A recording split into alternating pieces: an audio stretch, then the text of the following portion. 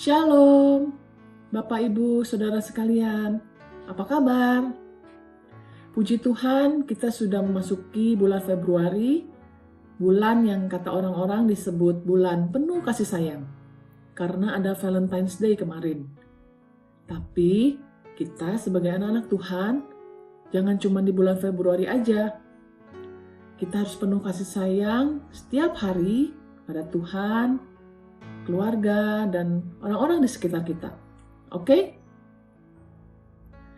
Untuk Go Sharing Live minggu ini, saya ingin menyampaikan sharing saya yang berjudul Bahagia yang Keliru. Setiap orang pasti ingin hidup bahagia. Betul atau betul?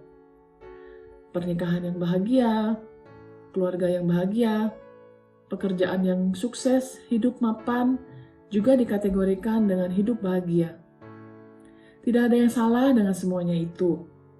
Tapi fokusnya bukan itu yang Tuhan ajarkan kepada kita tentang bahagia. Semua yang saya sebutkan tadi hanyalah bonus. Jadi, bahagia seperti apa yang Tuhan ajarkan?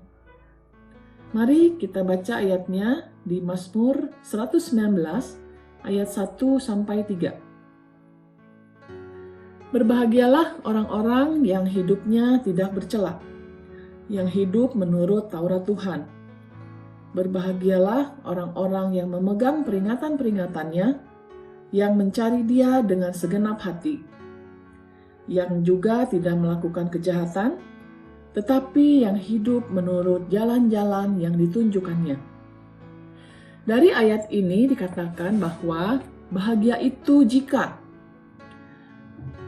hidup menurut firman Tuhan di ayat yang pertama, lalu yang mencari Tuhan dengan segenap hati di ayat yang kedua, itu berbicara tentang keintiman dengan Tuhan.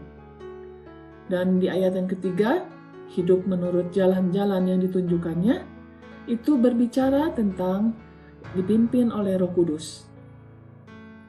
Itulah kebahagiaan yang sebenarnya yang Tuhan ingin dialami oleh kita yang hidup di dalam Tuhan. Tetapi pada kenyataannya ada konsep yang keliru tentang bahagia yang sering kali kita anggap benar. Apa saja bahagia yang keliru itu? Yang pertama, kebahagiaan itu jika tanpa masalah. Pasti banyak di antara kita, termasuk saya juga, yang beranggapan bahwa jika hidup kita tidak ada masalah, itu tandanya hidup kita bahagia. Tidak ada masalah ekonomi, semua serba tercukupi, itu juga tandanya hidup bahagia. Atau keluarga yang adem ayem, tidak pernah berantem, cekcok, itu juga tandanya hidup bahagia.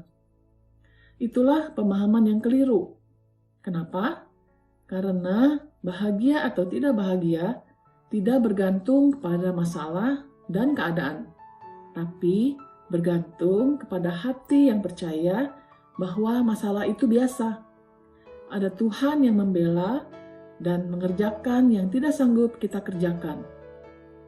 Jadi, bahagia itu ditentukan oleh sikap hati kita. Kita yang memutuskan apakah kita mau bahagia meskipun banyak masalah, atau justru kalah dengan masalah yang terjadi.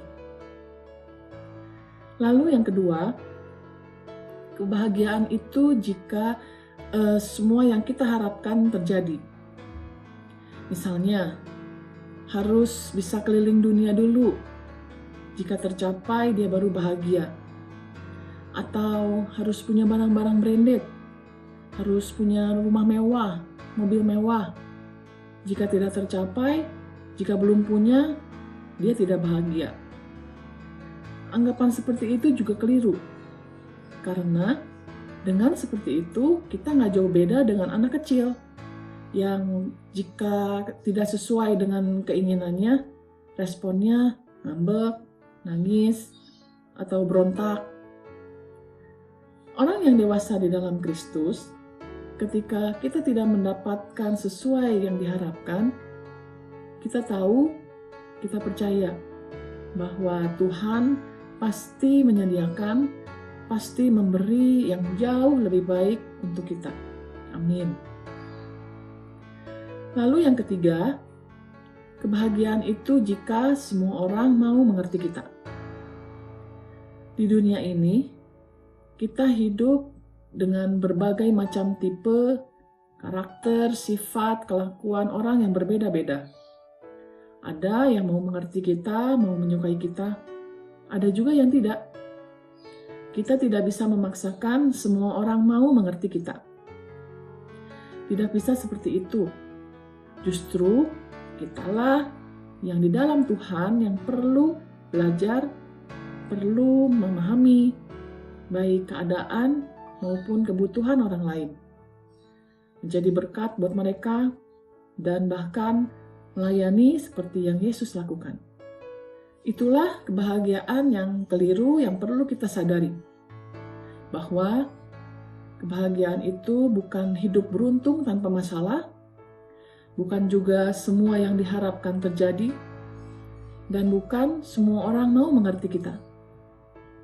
Tapi kebahagiaan itu dari sikap hati kita yang mau menuruti perintah Tuhan, bergaul intim dengan Tuhan, dan dipimpin oleh Roh Kudus. Amin. Sekian sharing saya kali ini. Jangan lupa untuk saksikan Go Sharing Live lainnya di hari Rabu, dan juga tayangan-tayangan lainnya di channel YouTube Go Bogor Online Service. Like, dan jangan lupa subscribe bagi yang belum subscribe. Terima kasih. Tuhan Yesus memberkati.